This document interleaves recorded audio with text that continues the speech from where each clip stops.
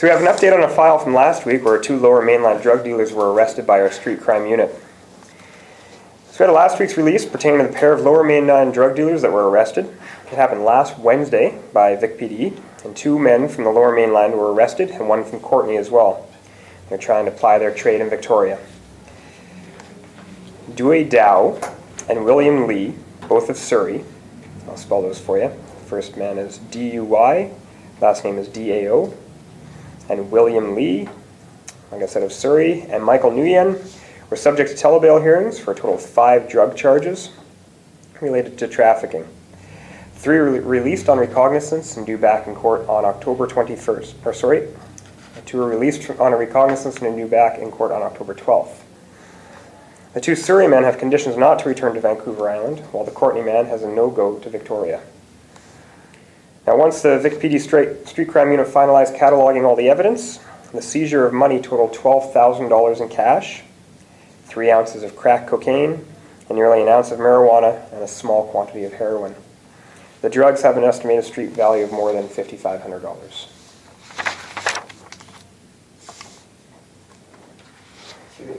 Cash, crack, marijuana, and a small amount of heroin.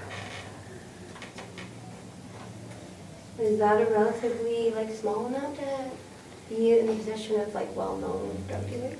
It's a small amount of drugs, but a large amount of cash. So you can kind of see where that was going throughout the night. Is there any idea how long they were in town for? Our information was they weren't here for long, weeks, not months. So we had our information very quickly and started this investigation off right away. And did officers observe drug deals? Yes, we did observe drug deals.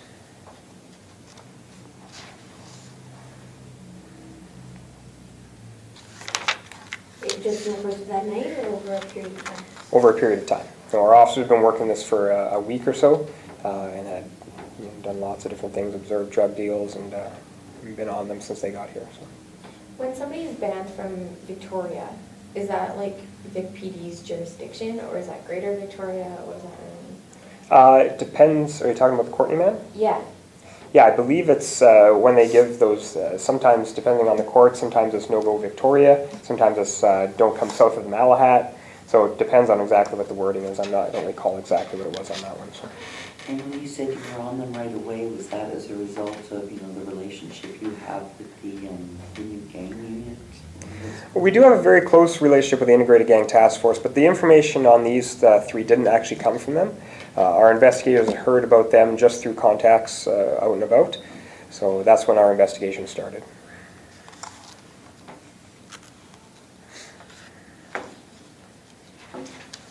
All right. Oh, I can't, this is a small detail. What kind of car were they in? Oh, jeez. I will have to find that for you later, Kate. I don't remember. I think I put it on the release on Thursday, though. So. Yeah, maybe. Okay, so a series of armed robberies is being investigated by VicPD. 3 separate armed robberies have VicPD detectives working overtime and requesting the public's assistance in identifying the suspect. The first robbery occurred Saturday, September 10th, at a liquor store in the Ramada Inn at 123 Gorge Road East.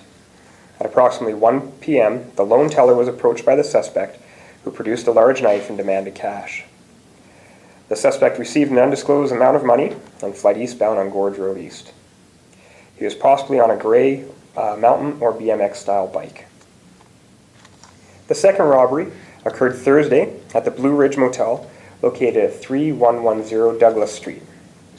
Numerous officers raced to the scene after a 911 call was received from the motel stating that a robbery had just occurred. The robbery followed the same style as earlier, with the suspect approaching the teller and producing a knife. Again, he demanded money and fled northbound on Douglas with an undisclosed amount of cash. Several officers searched the area along with their canine section, but the suspect track was lost. The most recent robbery happened early this morning. The robbery occurred today at the Travel Lodge at 229 Gorge Road East. Shortly after 7 a.m., VicPD received a call reporting a man had entered a hotel and pulled what appeared to be a handgun on the lone staff member. The man did not get any money, but fled out the doors. Staff were able to provide a detailed description to the units who were coming on scene, and a thorough grid search took place. Numerous officers scoured the building and surrounding areas, but the suspect was not located.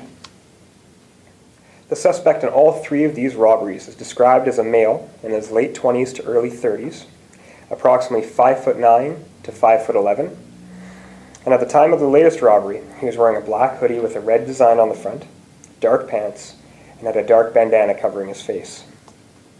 Anybody with information on the robbery is asked to call Detective Paul Spenslaw at 250-995-7259 or Crime Stoppers at 1-800-222-TIPS 7223. We will also have video available of some still images that we have captured from these robberies available on our YouTube just after the briefing. Why is the third one believed to be connected? It was just slightly different with the handgun? Same clothing descriptions. Okay. Yeah. Looks very similar to the suspect in the last two. Okay, and you guys can identify that through the video? That is, Yes. Okay. And you'll see that for yourself when you see the photographs. So there's video from all three? Photographs from all three, yes. And they'll be up on our YouTube site. So, is it common for people to target motels? Do they carry a lot of cash on them? And is it different that this person is targeting motels instead of convenience stores, gas stations, or banks? Well, we don't typically see it, but it depends on each business and what their practices are. Some don't carry cash on hand, some have drop boxes, and I don't know what the case was in these, but I do know that this is where the target was. And you have to remember, one of these was a liquor store right off the top, too. Right.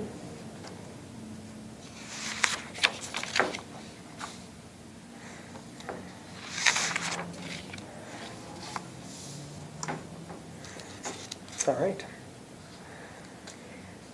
So last night, Victoria Police responded to shots fired. VicPD responded to a call of numerous shots fired at an apartment complex in the 1100 block of Quadra Street last night. We received numerous 911 phone calls at about 9:20 last night from tenants in the building stating that they had heard multiple gunshots. Many units attended the area, including our K9. A thorough search of all the affected floors was undertaken, and shell casings were recovered by the Forensic Identification Unit. During the search, all the suites on the floor were canvassed for any injured people, but none were found. Hospitals and ambulances were also contacted and canvassed for any possible victims, but again, nobody was there.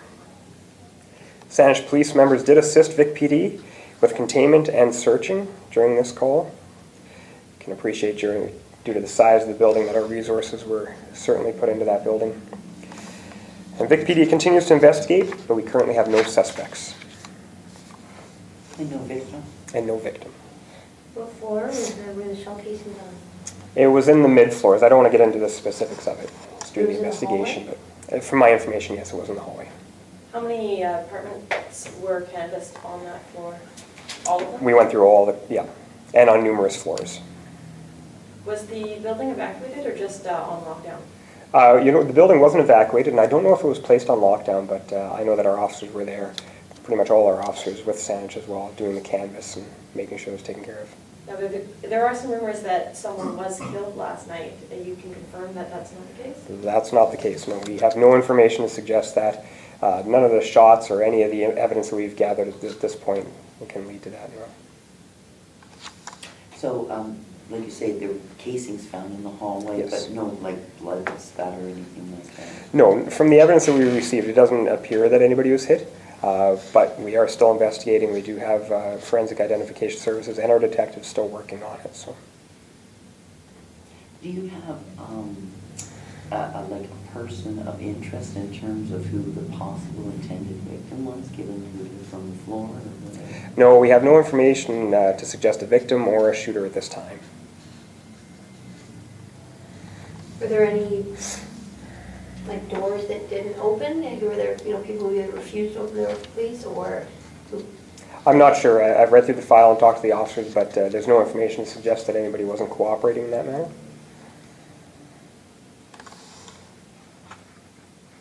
Can you comment on the, I guess this happens often, maybe not shots fired, but you respond to this building in particular on a regular basis? This building was much more of a concern for us years ago, and it certainly has gotten better. New management has been brought in, from my understanding, a new building manager, and certainly more helpful with us. But yes, we still do, go to lots of calls there, but at the same time, it's the largest, from my understanding, the largest apartment building we have in Victoria, so if not the largest, it's close to anyway. So that kind of density with people is going to generate that amount of calls. So were there any, did any of the bullets pierce the wall, like the drywall, or where did the actual bullets go? We do know where the bullets ended up. We've been able to locate them, but it doesn't appear that anybody was hit. But like I said, we're still working through all of that. Did they go through someone's suite? Like, did they lodge in a wall that would have been? Not that I know of. I don't know if they went through the suite or not. And how many shell casings were found? I'm not going to get into the specifics of the number of shots or casings found. Can you tell what kind of gun it was? No, I cannot. So would there have been like a search for any fingerprints anywhere? Oh, you can imagine that we're going to be taking this really seriously, right? IDENT's been out. They're going to be going through all the evidence. They're going to be, searching floor by floor as well. So that's something that we've already undertaken. Had 2 members of IDENT out. So. Is this a situation where police are asking for people to help them identify a suspect and or victim? Certainly, if anybody has any information, we would love to get our hands on that. Certainly call us at Crime Stoppers. We can put that in the hands of the right detectives.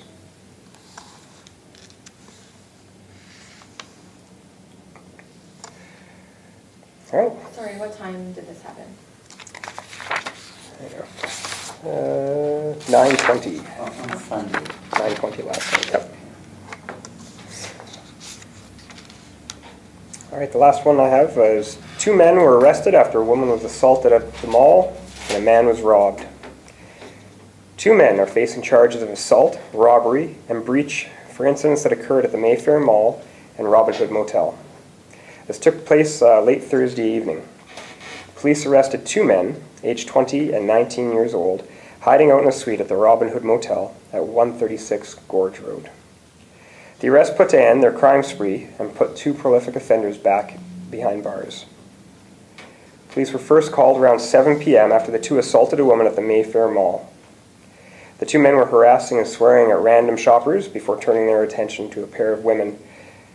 One of the men attempted to kick one of the women in the face but missed by mere inches. He then pushed the woman into a display kiosk.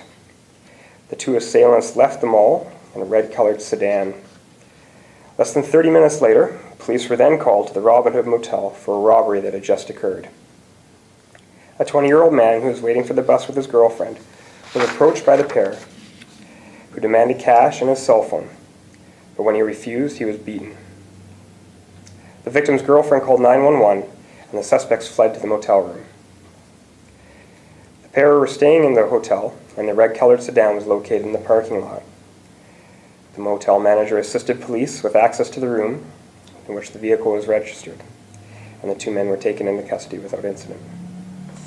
Both have extensive history with police, and the first court appearance was scheduled for today.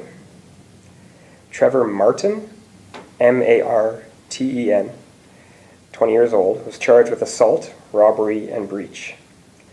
Orion McCarthy, O-R-I-O-N, McCarthy, M-C-C-A-R-T-H-Y, 19 years old, was charged with assault, robbery, and 4 counts of breach. Were these guys staying in the hotel? Yes. Like staying there long term? I don't know how long they were staying there. What's the condition of the man who was at the bus stop? He did receive some injuries, but he's fine. He's physically. And with the women, they didn't rob them? They No, just an assault. Yeah. Okay, I and shouldn't say just an assault, but it was an sorry, assault. what day is that? That was the same day, On Thursday evening, But they didn't know the women at the motel, at the mall at at the all? mall. No, we have no information to suggest that they were known to each other. What time did the alleged assault happen at the mall? 7 p.m.